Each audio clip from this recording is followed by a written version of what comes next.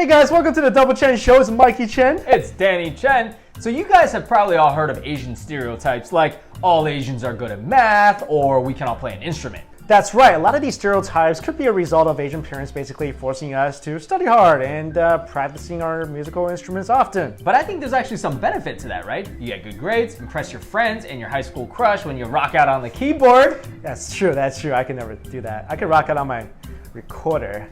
Yeah. But anyway, I'm pretty sure being a nerd wasn't really cool back then, but we're gonna tell you guys about some other advantages of being Asian. Number one, you'll always have a place to live after college. You know, this is probably the number one most underrated advantage of being Asian. See, young people often don't realize how tough life can be after college. You know, the real world is not that great. So stay in school. Anyway, they spend most of their young lives dreaming of graduating from college and making it big. Newsflash, people. Finding a job sometimes can be hard, even with a degree. And imagine if you were like me or my non-Asian friends. Basically, we've been living and struggling on our own for many years after college. It's not like our parents kicked us out, but in Western culture, parents expect you to move out and be mostly on your own after college. And when the going gets tough, let me tell you, we've all stayed on our friend's couch at some point. Am I right? I never. You never did that? But I gotta tell you, bro, I never did that because my Asian parents always wanted me to come live with them forever. Just kidding. Well, not really. Yeah, my parents basically were like, we're leaving the country, so you're on your own. Wow, your parents weren't really Asian then. Nope. Number two, no student loans. Bro, you know what's worse than having to stay at your parents' house or having to camp out at your friends' couches? What's worse than that? Doing that and also having to pay back like $200,000 of student loans. Yeah, that's pretty much the worst thing ever. But you know what? Not for me, because my parents, they helped me out a lot. And basically my college was paid for, that and the scholarship. So I wasn't, completely on my parents, but I had no student loans. But you know, most Asian kids are probably in the same boat as me and don't have to worry about student loans after college. This is also due to the fact that Asian people hate to be in debt. They will always never take out a loan or let their kids take out a loan. Which is why I gotta give a lot of props to Asian parents, because they definitely worked really hard and saved every penny just to pay off your college tuition. Yeah, my parents would always say, back when I never got allowances when I was little, they would always say, we're saving for your schooling, we're saving for your college. And it was true. And it was true. All right, moving on to number three. You never had to look for a babysitter. In keeping with the parents theme, after you get married and have kids, it can get pretty tough to enjoy some free time with your wife or husband unless you get a babysitter. Yeah, trust us. All our friends have kids now, and well, does that say something that all our friends have kids and we don't? For us, that's weird. Yeah, that's really interesting. Anyway, they all have kids, and they basically don't have time to hang out because a good babysitter is really hard to come by, especially on a moment's notice. Enter Asian parents, or by now they're Asian grandparents. That's right, and by this time, they probably already bought a house maybe 2 doors down from you, or they actually moved into your house because they were counting down the days until the moment they can hold your kid and raise it as their own. Asian parents love nothing more than to come over and spoil their grandkids. Honestly, all of my family now has WeChat, and they post more photos of their grandkids than my cousins who actually had the kids. You know, my family's kind of like that too. So my family, they actually have a family WeChat where they update everybody on the kids, on all that information. It's actually, in mine, it's nothing but baby pictures. Well, here's one of my favorite advantages. Number 4, you actually make money at your own wedding. Yeah, guys, you know, when my non-Asian friends got married, all I kept hearing was, oh man, this wedding is gonna cost so much money. How are we gonna afford this? Yeah, the venue, the flowers, the photographers. Modern weddings, as we all know, are very expensive, and a Western wedding can cost upwards of what, like $10, $20, $30, $40, $50,000? Yeah, definitely. Mike and I used to shoot weddings, so we've seen our fair share. But you know, at an Asian wedding, especially a Fujianese wedding or a Cantonese wedding, but you know, most Asian weddings, the bride and groom are gonna be actually making money. It's actually a custom for guests to come bearing mostly cash. And here's the thing, if they actually don't bring cash, they're the ones who lose face. That's right. I remember those crazy stories you told me about guests at a Chinese wedding basically handing over checks for like tens of thousands of dollars and the bride and groom having like pounds and pounds of jewelry draped all over them. Yup, the biggest check I ever seen handed over was $500,000. That's insane. Anyway, most Asian couples that get married in the US are probably more accustomed to the Western style wedding where it's all about the bride, there's a lot of money spent. But I'm telling you right now, guys, if you're smart, like if I ever get married, I'm gonna throw myself an elaborate old-fashioned Chinese wedding and make that money back. And plus, make my honeymoon money, maybe money to buy a house. Yeah, don't invite me, bro, because I don't want to have to give you like gold and cash. So we're gonna give me like a coffee maker?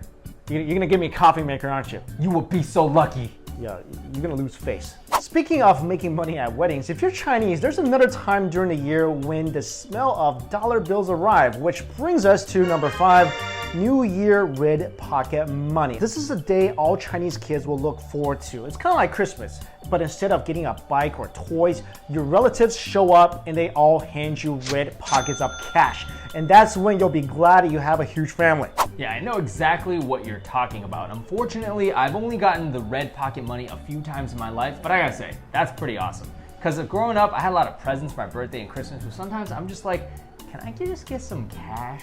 Cash is so much better. And sometimes I would get that cash and it have to last me the whole year, because that's one disadvantage of being Asian is often we don't get allowances.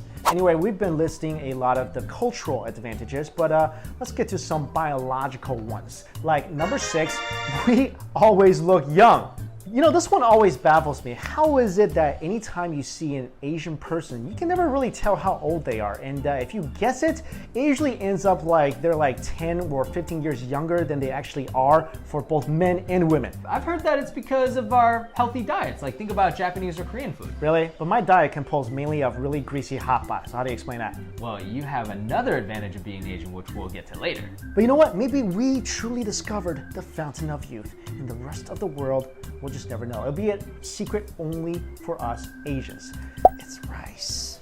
I mean, I'll tell you one thing. When I was growing up and all my non-Asian friends, they all look like 40 by the time we were 20, but I look like I was 12. You still look like you're tough. You know, there's this funny little cartoon thing that's online. Yep. We do look really young until one day, and then we just change. That's right. Forever. It's like the Chinese aging chart. That's true. I'm not really looking forward to that day. Well, besides anti-aging powers, this is what you have for sure. Number 7, freakish metabolism. That's right. But you know what? For me, it's a lot of work because I just gotta work out for my metabolism to be high enough to cover all the food that I can put away. Otherwise, I need to look into, becoming a sumo wrestler. But we're not advocating, stuffing your face or being totally gluttonous. But a lot of Asians, ever since they were really young, can basically eat as much as they want and not gain a pound. And you know what else is awesome? I think Asians are immune to like white rice and noodles because that's basically all we eat. Add in hot pot and dumpling to that mix as well. Yeah, then we eat like fatty roast duck, fatty cha shao, and then we finish it all off with sweet bubble tea. That's right. Yeah, like I always see really skinny Asian guys in school, but then I see them eating these giant lunches that their mom packed for them, of course, and they're always shaped like twigs. A lot of Asians I know even have trouble gaining weight, which is a problem I would like to have. But I see a lot of these Asians, they drink a lot of protein, muscle milk, they eat a lot of meat, but then they just never gain any weight. It's kind of weird, right? Because in the East, people are trying to stay thin, but in the West, everybody's trying to bulk up. Yo, I don't know what you're talking about. That's not true. Yo, let me ask you something. Yeah. Are you on hormones? Just tell me the truth. Okay. Are you taking supplements? If by hormones you mean hot pot, then I am on that. Yeah, that's right. But the good thing about what hot pot has given me is that sometimes people think I look tough, which brings us to number 8. You'll never get attacked. That's right. Even if you don't look like Mike here, most people will just assume you know some kind of kung fu, karate, taekwondo, and will probably think twice before messing with you.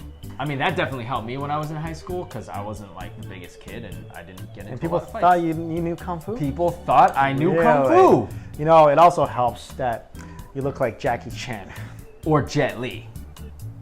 How many times have I got to tell you, you don't look a thing like Jet Li? Lastly, when you're Asian, everyone is your uncle, 叔叔, or auntie, 阿姨, brother, 哥哥, or sister, 姐姐.